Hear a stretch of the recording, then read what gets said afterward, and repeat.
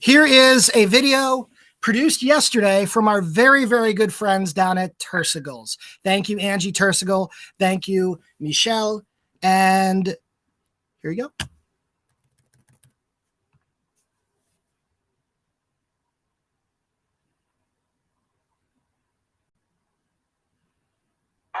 Now we're going to heat up the tortilla and assemble a burrito.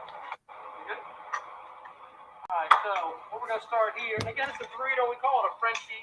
One of the ingredients we have in here is some tamarind red rice, which has been steamed, a little bay leaf.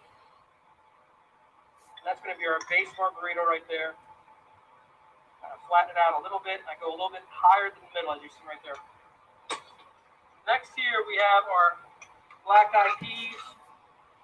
We've used flageolet before, which is from France. The black-eyed peas is what I have here now. Delicious, with a little bit of onion, bay leaf, a little celery in there cooked.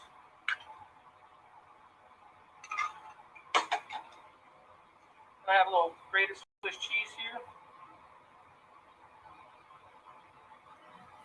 Put this in the middle right here, and then we're going to have the other items that hot going on top. Plus we have the French salsa.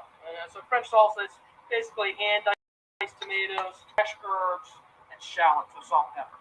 It's not a spicy salsa, and it's not a spicy burrito, but you will have a spice option at the end. I'll show you that. And then we have our pork belly and foie gras here.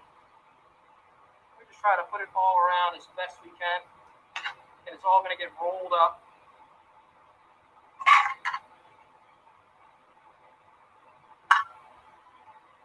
I put that foie gras plus some of the fat that'll soak in that rice and cheese.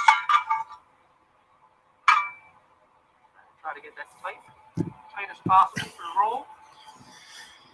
Now, you take it.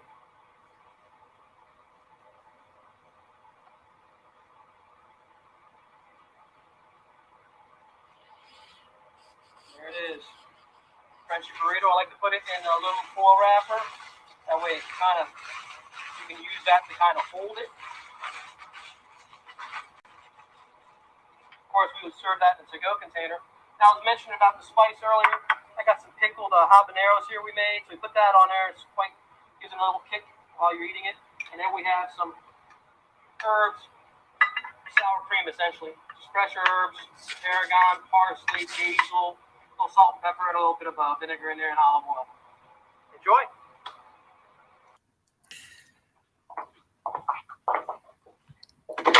Okay. Well, hopefully that got you a little hungry if you weren't hungry already. That was Chef Michelle from Tersigals. And speaking of the women of Howard County, or excuse me, the women of Ellicott City, thanks to Angie Tersigal, who put that together for me really quickly for this program. So what we will do, and if that looked good to you, they have the ability for you to order that or anything else from Tersigals online at tersigals.com. So every month we'll try and feature another restaurant in Ellicott City. Although in June, we're actually working out that we're going to go to the Elkridge Furnace Inn because June's lunch lecture will be Lee Preston. And we're going to look at the colonial iron industry in Elkridge. And we're actually going to go on site to the furnace behind Elkridge Furnace Inn. And we'll have Elkridge Furnace Inn provide some kind of a lunch special. We'll probably do something ahead of time just in case any members wanted to order a takeout lunch from Tersigals. And we'll try and do that, or from Elkridge Furnace Inn. We'll try and do that moving forward just in case you in case you want to order lunch from the places that we're featuring. We will have their menued item and the links in the material and the emails and the social media ahead of time. So hope you enjoyed that little taste of Ellicott City. And now I'd like to go ahead and start with our program. Okay. So what you are seeing right here is from our website. If you go to www.hchsmd.org, you'll see a slider for the Holiday House and History Tour. Our website has many different features. So if you wanted to explore, you can see we've got tabs for the museum, our education committee, research, the services that we provide, our online resources. If you would like to support the Historical Society either as a member or to donate, these are the links to get there. But today we are looking at our interactive platform. If you go to the website and then you click on the Starting 2020,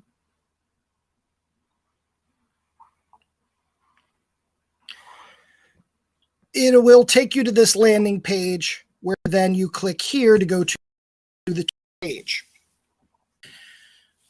As I mentioned to the members who had just come on at 11:30, we are going to rebrand this page. We did have this done as a part of our holiday house tour, but our goal is to have this be an overarching interactive platform for Howard County history. So what you are seeing here, we're going to rebrand it. What we would like to go ahead and do is after we rebrand this, we want to add new sites.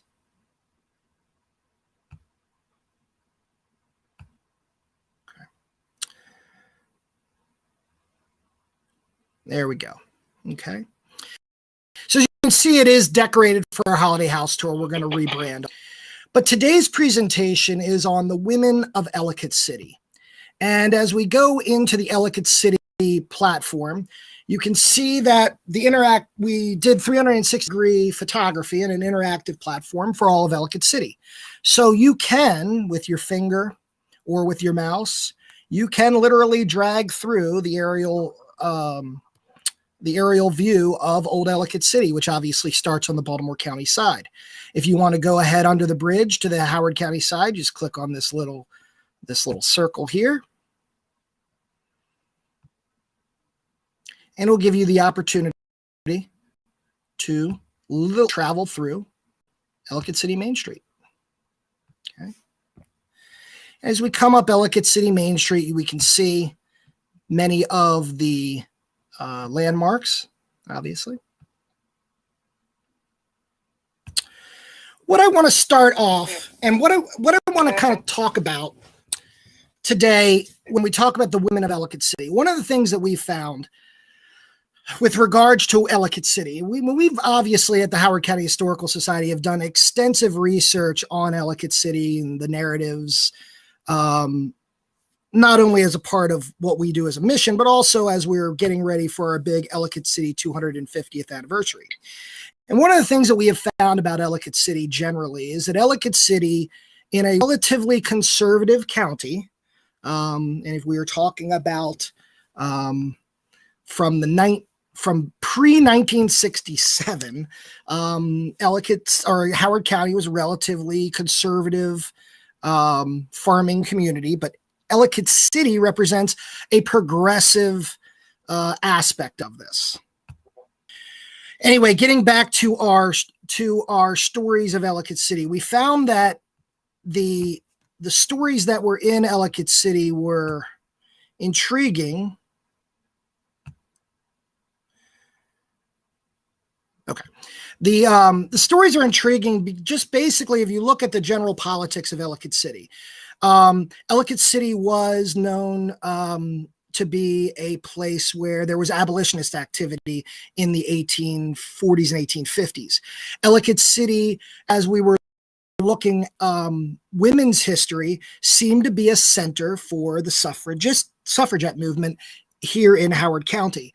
So as we started looking at some of the women who were associated with Howard County, it was very interesting that many of the women who seemed to stand out above the rest, whether it was from politics or business, seemed to be from Ellicott City. So we decided to, as we were doing this interactive platform, we wanted to put some stories of some women who were significant to Ellicott City under our video stories. And these are the ones that we're going to look at today. Alda Tyson Hopkins Clark, Bessie Lee Gambrell, Deborah Disney. Actually going to do Mary Melvin and the Jones sisters. We're not going to do Dorothy Kraft because there's some issues with that video that needs to be fixed. And also we are going to look at Rebecca Garrett.